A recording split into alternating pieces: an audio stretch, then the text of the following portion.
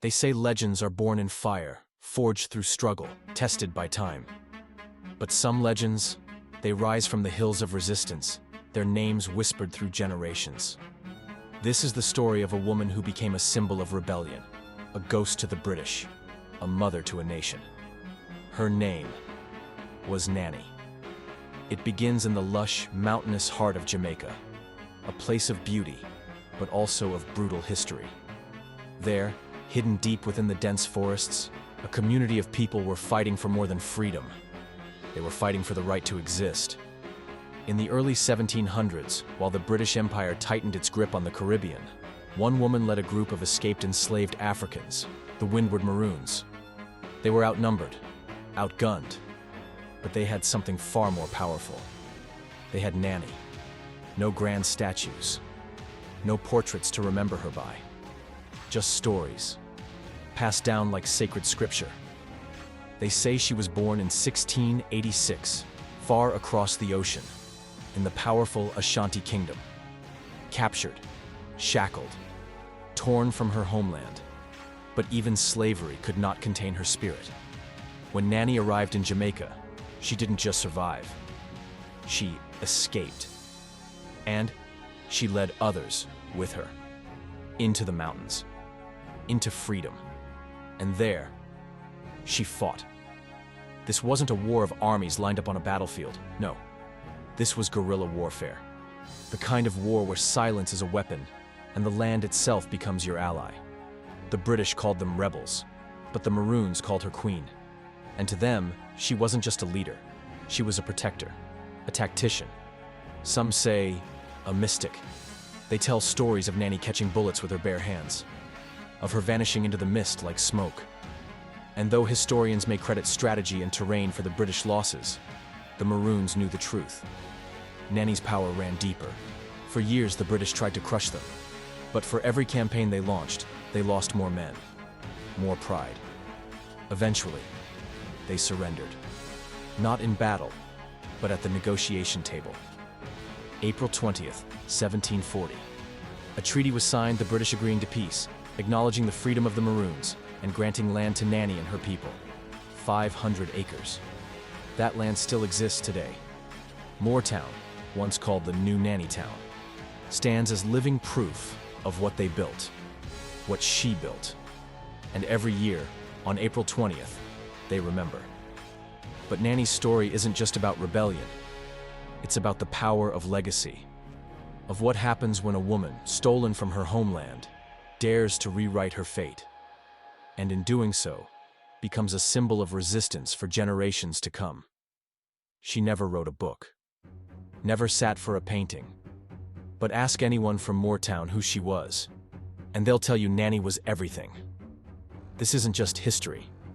This is a reminder that stories, especially the ones that survive without ink or stone, are the ones worth remembering. Every legend has an origin, and like smoke rising from the fire, Queen Nanny's story begins far across the Atlantic, in the rich, red soil of West Africa. They say she was born among the Asante, a proud and powerful people of what we now call Ghana. Her roots, deep within the Oyoko clan, placed her among royalty. Her mother, Nyankopong, a name that echoes with divine reverence. In Asante belief, Nyankopong is another name for the sky god, Nyame. Her family wasn't just noble. They were sacred. Her brother's name was Acheampong, another name woven tightly into the Asante legacy. Acheampong and Antwiwa, names not just spoken, but carried with reverence. These weren't just any children. They were heirs to a lineage of leadership, of wisdom, of resistance. But history, when carried by the tongues of storytellers, is never a single road. Among the Maroons of a Kampong town, her tale takes many forms. They say her past shifts like the wind, because among her people, ancestors are more than memory. They are myth. And Nanny, she became both. She appears in folk tales, not just as a leader, but as a force of nature. A spirit who defied the impossible, who protected her people not only with cunning and courage, but with a power that felt otherworldly. This weaving of history and legend, it's no accident. It's how her people remember, how they honor. Because for the Maroons, stories are sacred. They're not just how you pass time. They're how you pass down truth. So when you hear the name Nanny, understand this. You're not just hearing the name of a woman who once lived. You're hearing the echo of a queen, a warrior, and a spirit carved into the soul of a nation. How Nanny came to Jamaica. That too is a story told in many voices. Because legends are not always born the same way. Sometimes they arrive like a whisper on the wind. Other times, they leap into history with fire in their eyes. One tale says she came shackled, dragged across the Atlantic in chains like millions before her. But Nanny wasn't meant for bondage. As the ship approached the shores of Jamaica, they say she jumped into the sea, into freedom, escaping before her feet ever touched the soil as a slave. Her sister Sakesu wasn't so lucky. Captured, enslaved, forced into the brutal system Nanny would one day rise up against. And in the stories passed down, it was Sakesu who became the symbolic mother of the enslaved, while Nanny rose as the mother of all Maroons. Two sisters, two destinies, bound by blood, divided by fate. But even their separation wouldn't last forever. In the end, they say Sakesu died free. Not in chains, but in the mountains, beside her sister, where the air was wild and the people were free. But other stories just as powerful tell a different version. In those tales, Nanny arrived not as a captive, but as a free woman, of royal blood. A leader before she even stepped on Jamaican soil. Some say she came with followers of her own, perhaps even with slaves of her own, by the standards of her time. She may have been married to a Maroon warrior named Adu, and together they had a son, Kwash Kwaku, known by a name that still echoes in the hills, Granfara Puss. And yet, for all the versions, all the names and nuances, the heart of the story never changes. Nanny was not a woman you could define with one tale. She was many things: warrior, mother, queen, mystic. A symbol of freedom, a force that reshaped the destiny of her people. Even now, bloodlines run from her legacy. Some say the poet John Agard traces his roots back to her, as if poetry itself still carries her spirit forward from voice to voice, generation to generation. Because when history can't decide how to tell your story, it means your spirit was too big to be contained by just one version. Names carry power. And for Queen Nanny, the names she bore were many, each one a thread in the tapestry of legend, sewn by generations of Maroons who never let her story fade.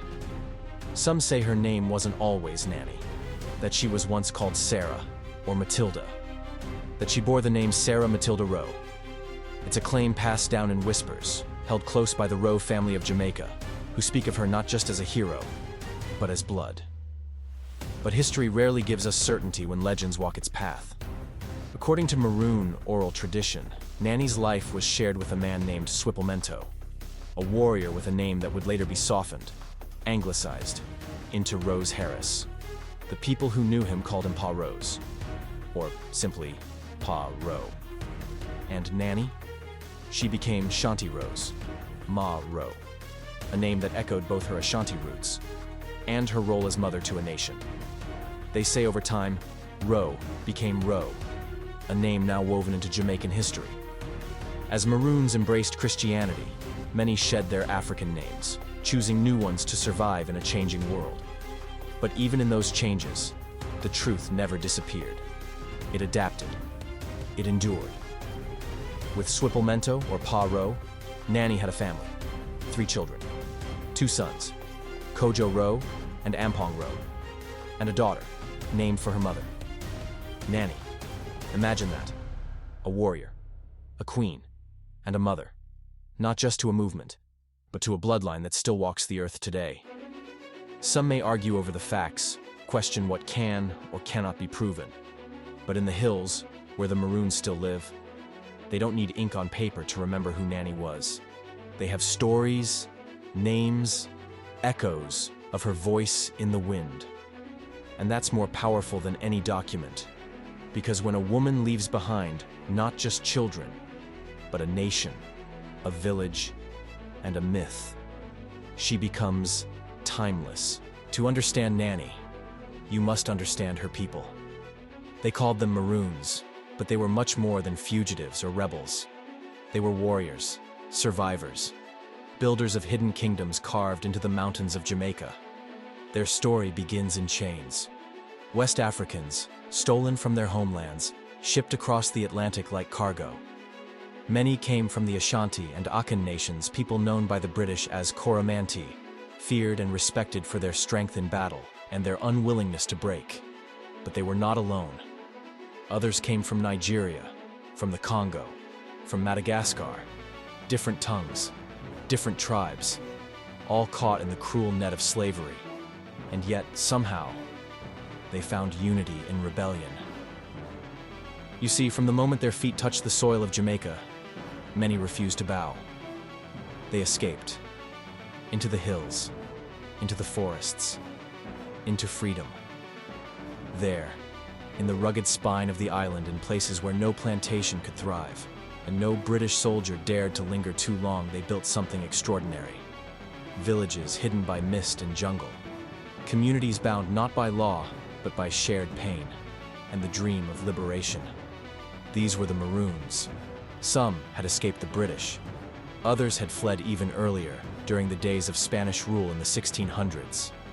Back then, runaways found sanctuary not just in the mountains, but in the arms of the island's first people, the Taino, the Arawak. They intermarried, shared language, land, and legend. And in the deep blue ridges of Portland and St. Thomas, their cultures fused into something new, something fierce. They were no longer just escaped slaves. They were a nation within a nation, a people the British could not control, and among them, Nanny would rise. From these roots of resistance, from the bloodlines of warriors and the whispers of mountains, the Maroons became more than just survivors. They became a thorn in the Empire's side, a people born of ashes who turned their scars into shields.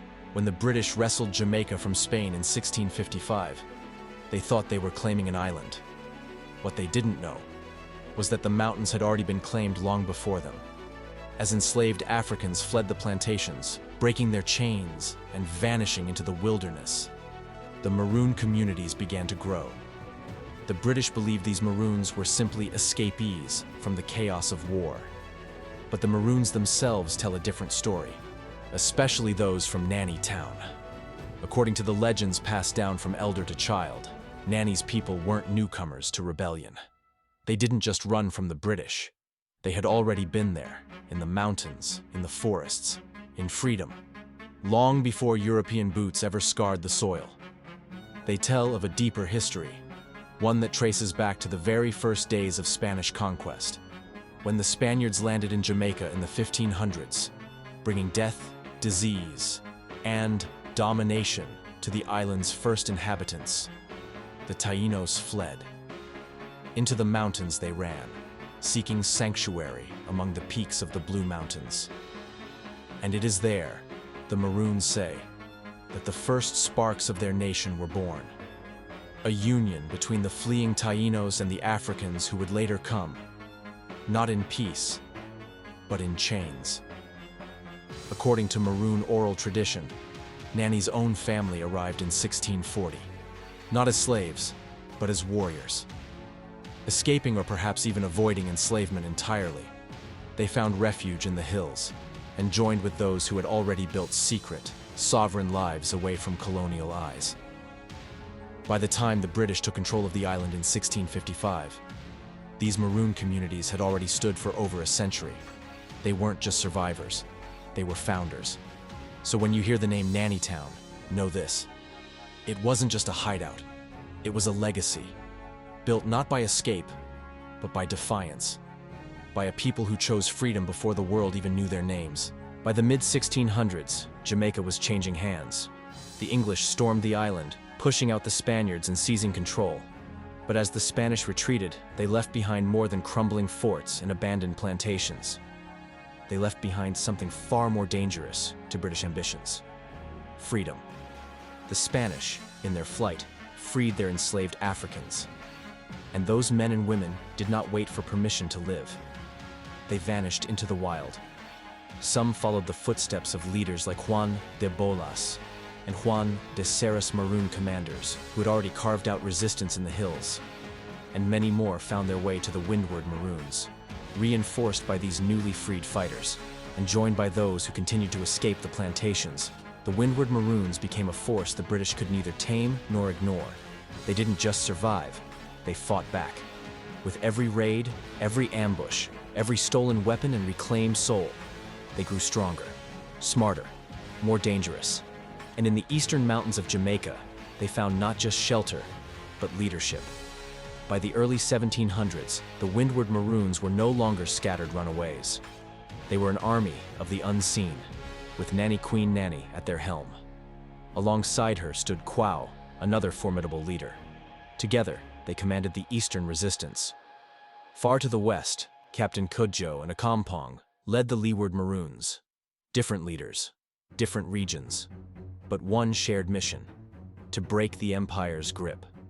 From deep within the Blue Mountains of Portland, the windward Maroons struck fear into the hearts of colonial soldiers. The British, with their guns and battalions, could never quite catch shadows. And Nanny's people, they had become shadows in the jungle. Every tree was a lookout, every trail a trap, and every battle a lesson. This wasn't just rebellion.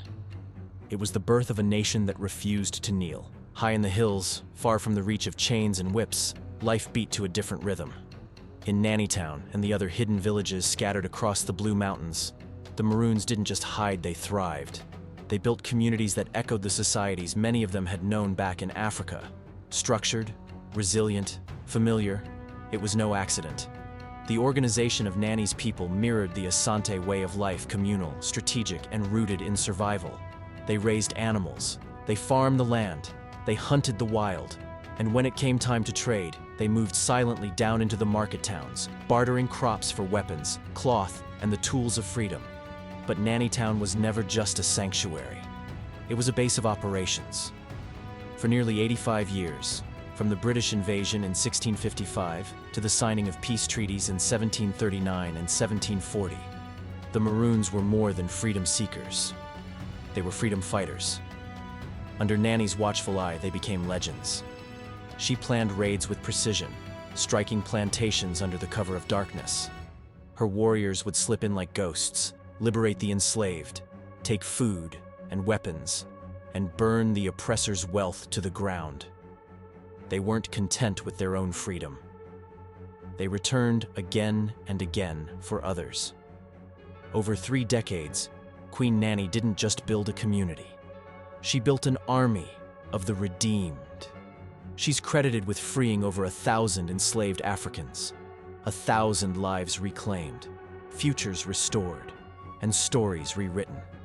Each one guided by her hand, her vision, her unwavering will. And with every soul she led to safety, Nanny didn't just resist the British. She reshaped Jamaica. By the year 1720, Queen Nanny and her comrade, perhaps even her brother, Quao, had claimed their place atop the world. Their settlement, nestled high in the Blue Mountains, came to be known as Nannytown. It wasn't just a name, it was a warning. Perched on a 900-foot ridge above the Stony River, the town was carved into the terrain like a fortress in the clouds. To outsiders, it looked inaccessible. To the British, it was untouchable. From there, Nanny watched, eyes sharp, mind calculating. Every path, every stream, every turn in the trees was known to her. The land didn't just hide her people, it fought for them. The British tried. Again and again, they tried. They sent troops to crush Nannytown, marched them up the ridges, through the thickets, hoping to surprise the rebels. And sometimes, they reached it. Sometimes they even claimed it. But they never held it for long. The moment they arrived, the forest turned against them. Shadows moved. Arrows flew. Guerrilla attacks came like thunderclaps from the trees. Sudden, devastating, and untraceable. Maroon warriors, trained by Nanny herself, would strike from all directions and then vanish like mist. Nanny Town would fall, only to rise again. And the war dragged on. For over 10 years, the Maroons, a handful of determined freedom fighters, held off one of the most powerful empires in the world. It wasn't just a fight for territory, it was a fight for identity, for sovereignty, for dignity. Queen Nanny, once a whisper in the forest, had become a nightmare for the British, and a living legend for the enslaved. Her name was more than spoken. It was chanted, feared, revered. Because she didn't just defend a village, she ignited a war. For over a decade, the struggle raged. The British, furious and humiliated, launched wave after wave of attacks. Their goal was clear: destroy the Maroons, burn their strongholds, and reclaim the mountainous interior they had never truly controlled. Nanny Town, once a sanctuary, now a symbol, stood in their way. Between 1728 and 1734, the onslaught intensified. Redcoats crawled through the underbrush. Gunpowder and steel echoed through the valleys. Nanny Town, along with other Maroon settlements, became the battlefield of a war that refused to end. The British believed the Maroons were more than rebels. They were a barrier to colonization, to control, to comfort. As long as Nanny's people lived in the mountains, no settler could sleep without fear. By 1733, whispers of unification swept the island. Some say many from Nanny Town journeyed across Jamaica to join their leeward brothers, to find strength in numbers, to merge their fight into one. And then came 1734. Captain Stoddart, a name forgotten in most books, but etched in the legend of Nanny, was sent to finish the job. He found Nanny Town clinging to the clouds, perched atop one of the highest peaks on the island. There was only one way in, a narrow, rocky path, barely wide enough for two men to walk side by side. A death trap, carved by nature and guarded by warriors who knew every stone, every bend, every place to vanish and strike. Still, he climbed. Still, he attacked. And finally, the great Nanny Town, bloodied and battered, was abandoned. But Nanny did not surrender. She led her people to a new home, a new haven, new Nanny Town, where once again, the jungle would be her fortress, and freedom, her legacy. Because for Nanny, the fight was never just about land. It was about a people who would never kneel. In the war for the mountains, the Maroons didn't need numbers. They had the land, and they had the mind of Queen Nanny. Her warriors knew every crevice of the Blue Mountains, every dip, every ridge. One of their most powerful weapons wasn't forged in iron, it was the land itself. They fought from the ravine's steep, bowl-like craters carved into the earth. The British would later call these landscapes cockpits, but to the Maroons, they were home. They were traps. In battle, Nanny's fighters became phantoms, silent, calculated. And when the enemy came too close, they struck with precision. Sometimes the bait was simple: a few Maroons sprinting into view of British soldiers, pretending to flee. Eager to crush the rebellion, the Redcoats would give chase. But what waited for them was never retreat. It was ambush. Hidden in the ravines, behind thick brush and jagged stone, Maroon warriors would spring from the earth like spirits of vengeance. The forest would explode in battle cries and musket fire. Then, silence. The British learned. But they learned slowly. And in their frustration, they struck back not just at warriors, but at families, at the heart of Maroon life. Planter and historian Brian Edwards, writing years later from the comfort of colonized Jamaica, described one such assault. According to his tale, Captain Stoddart stumbled upon sleeping Maroons and fired upon them with brutal force. Huts lit up with flames, men and women slain in their homes. But time reveals what ink tried to exaggerate. Modern evidence shows that the number of Maroons killed in that attack, the supposed devastating blow, was barely in the single digits.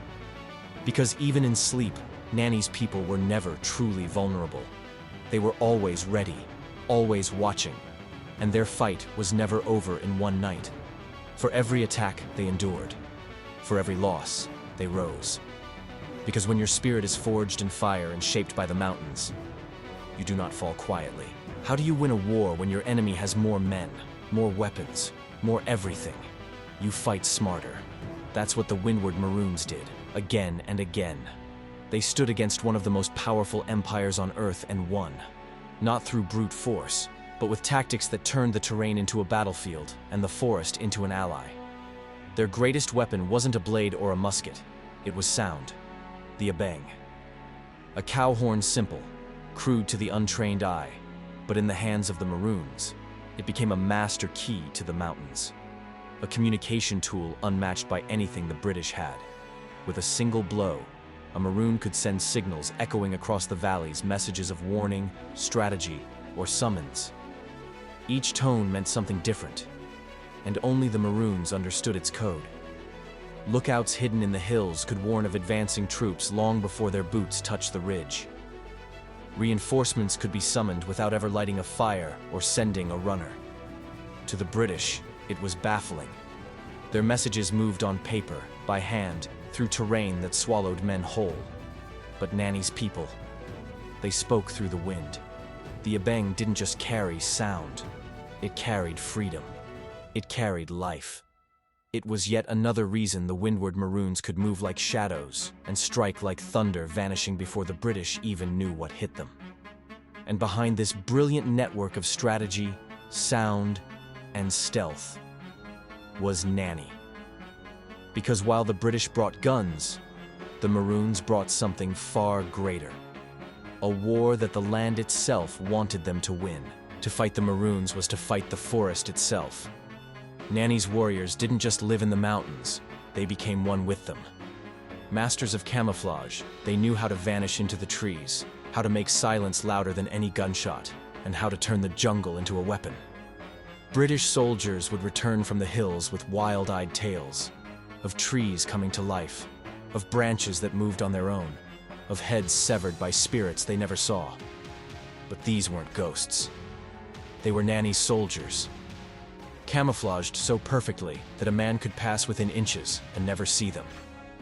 They painted their skin with mud, covered their bodies in foliage, and moved only when the wind moved with them.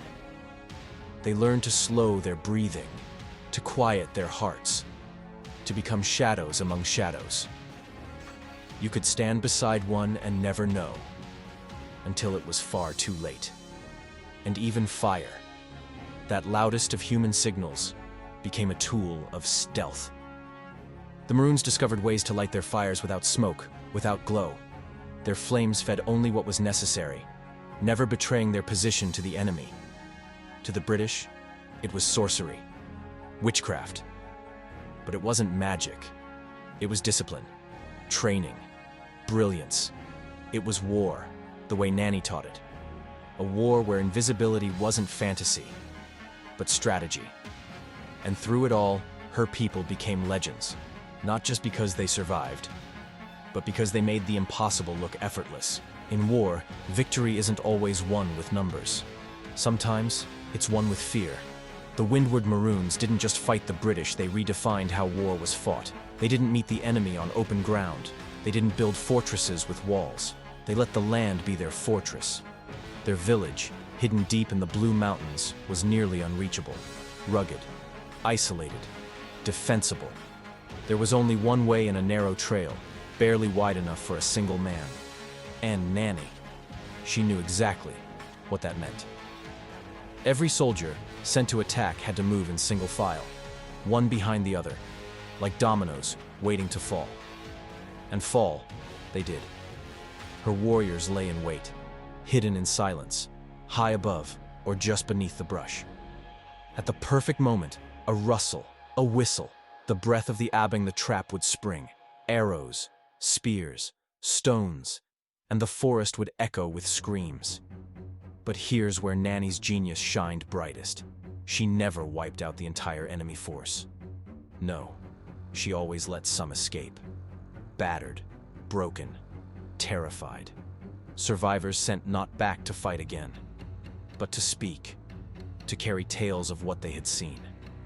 Tales of the unseen warriors, of soldiers plucked from the path by invisible hands, of ambushes so precise it felt like the mountain itself had turned against them. The message was clear. Enter Nanny's land, and you enter a war you cannot win. She didn't just fight battles. She built legends. And sometimes the fear of a story is more powerful than the sharpest blade. Every war ends, but not all endings bring justice. In 1739, the British, worn down by years of defeat, signed a peace treaty with Captain Cudjoe, leader of the leeward Maroons. It was a hard-won deal, and it changed everything.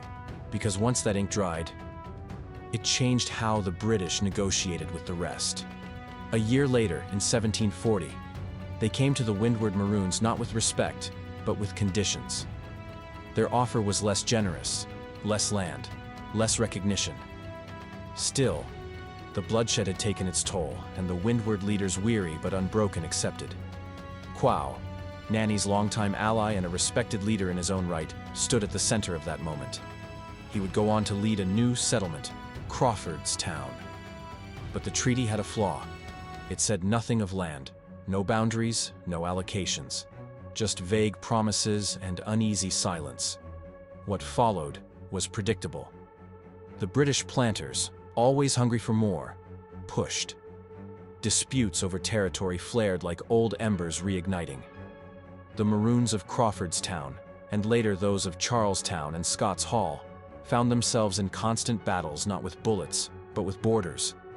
And yet, even the colonial assembly knew better than to provoke the past. Time and again, they sided with the Maroons. Not out of fairness, but out of fear. They remembered the war. They remembered Nanny. This peace, fragile and flawed, was held together not by goodwill, but by memory. By the lingering echo of a woman whose name still haunted the hills. War may write history in blood, but peace is written in land. In 1740, after years of evasion, resistance, and unmatched resilience, the British signed not one, but two documents. One with Quao and another with Nanny. Separate, distinct.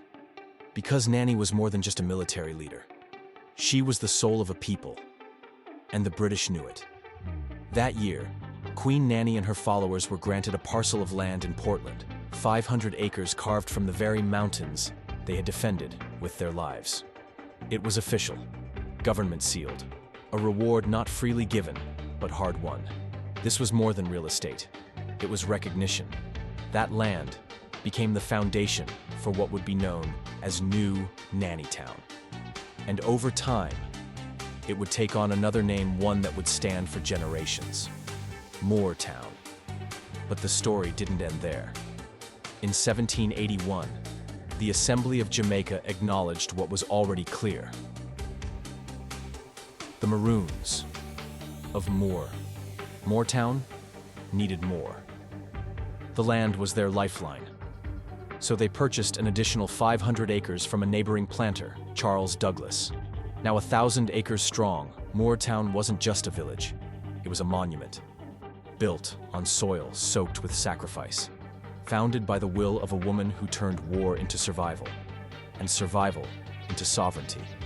Where once the British tried to erase her, they now marked the earth in her name.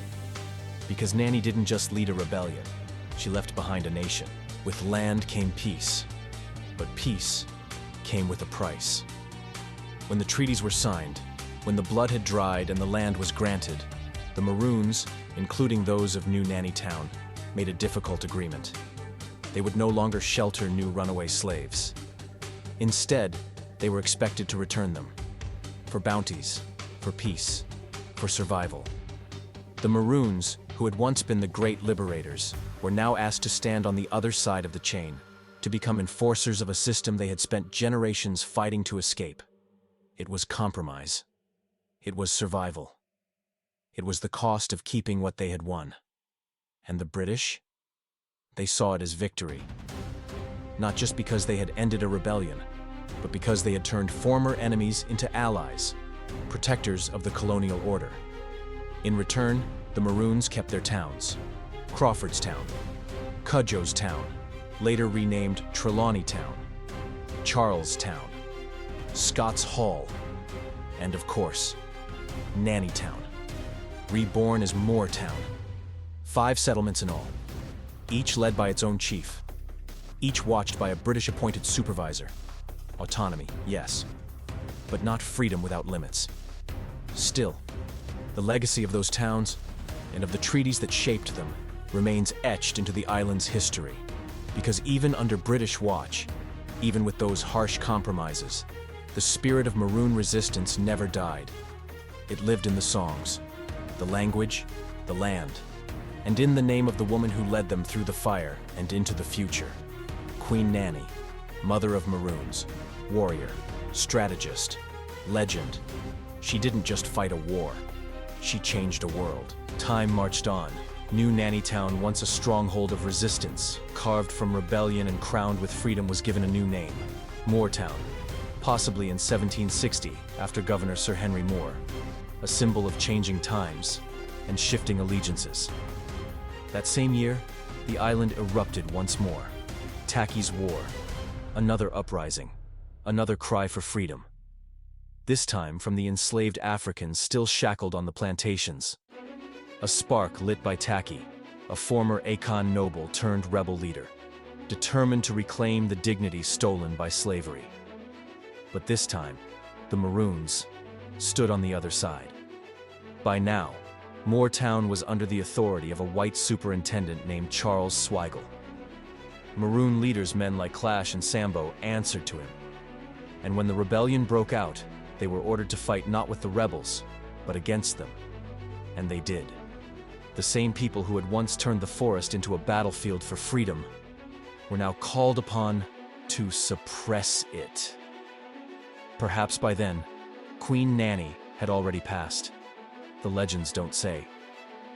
But one thing is certain: Moortown was no longer the wild stronghold it had once been. It had become part of the colonial order, an uneasy peace bought with loyalty, sealed in duty. Still, her name endured, even as the town changed, even as history twisted her legacy, even as her people were pulled between the memory of resistance and the demands of survival. Nanny was gone, but the hills still remembered, the Abeng still blew, and her story carried on the wind. To her people, Nanny was more than a leader. She was power itself, a woman whose strength could not be explained by sword or strategy alone, but by something deeper, something older, something sacred. Many said her gift came from Obeah, the ancient spiritual force carried across the Atlantic by her ancestors. A belief born in Africa, surviving in whispers, prayers, and rituals hidden beneath the eyes of slave masters. Obeah was more than religion. It was resistance. It was protection, healing, justice. It was the invisible armor of the oppressed. In the mountains of Jamaica, it lived through Nanny. Her followers believed she was chosen, that her wisdom, her foresight, her uncanny ability to outthink the British came from the spirits themselves. She was a bridge between the seen and the unseen, between earth and ancestor. The legends say she could do impossible things, that she could catch bullets in her hands even with her body, and send them spinning back toward the soldiers who fired them. To the Maroons, it was proof of her divine protection. To the British, it was fear incarnate. Some say that even to this day, her spirit guards the mountains where she once walked. That if a straight-haired white man dares step into the site of the original Nannytown, he will fall dead on the spot. Whether curse or caution, belief or myth, these stories carry the heartbeat of a people who saw in Nanny not just a warrior, but a living connection to the gods. Because Nanny wasn't only a fighter, she was the embodiment of everything the Maroons believed in: freedom, faith, and the unbreakable power of spirit. And in every echo of the Abeng, every rustle of the mountain wind, her presence still lingers, unseen, but never gone. Even legends meet their end. But the death of Queen Nanny, like much of her life, is wrapped in mist, myth, and memory. The official records try to tell a story. In March of 1733, the Journal of the Assembly of Jamaica praised a group of loyal slaves, known as Black Shots, hired soldiers who fought against the Maroons during the First Maroon War. Among them was a man named William Cuffey. He was rewarded, they said, for killing Nanny, the rebels' old Obeah woman. But history is not so easily settled, because 7 years after that claim, in 1740, the British government granted land to the Maroons of New Nannytown under her leadership. She was still alive. So who did Cuffey kill? Perhaps another woman. Perhaps another nanny. You see, in Maroon society, Nanny wasn't just a name.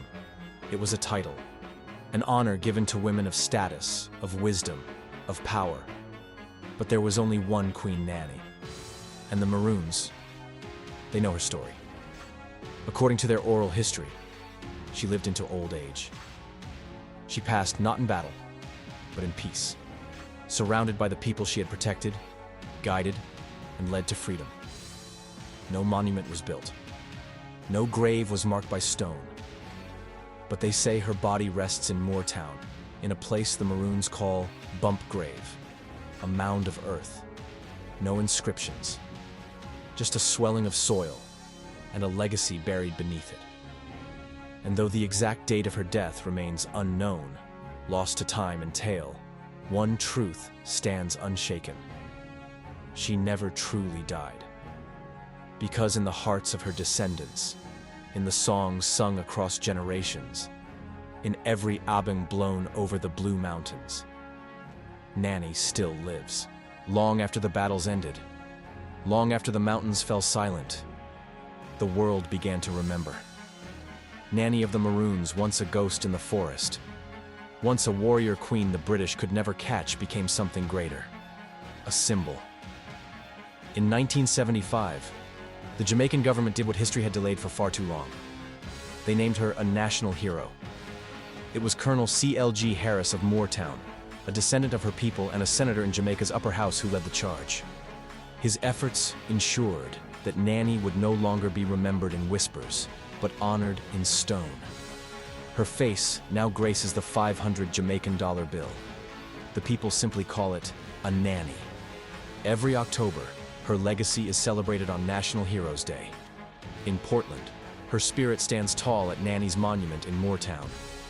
In Kingston, a vibrant community, Nannyville Gardens, carries her name, her memory, and her fight for freedom. And far beyond Jamaica, her story echoes. At Yale University in the United States, her portrait appears in the logo of the Gilder Lehrman Center for the Study of Slavery, Resistance, and Abolition, a symbol of defiance in the face of oppression. A ship in the Jamaican Defense Force proudly sails under her name, HMJS, Nanny of the Maroons. In art, she lives again. Photographer Renee Cox's stunning installation, Queen Nanny of the Maroons, earned the prestigious Aaron Madeline Award at the Jamaican Biennial in 2006, a tribute not just to Nanny's story, but to the power of reclaiming it. In 2025, her legacy was honored at the Fitzwilliam Museum in Cambridge in Rise Up.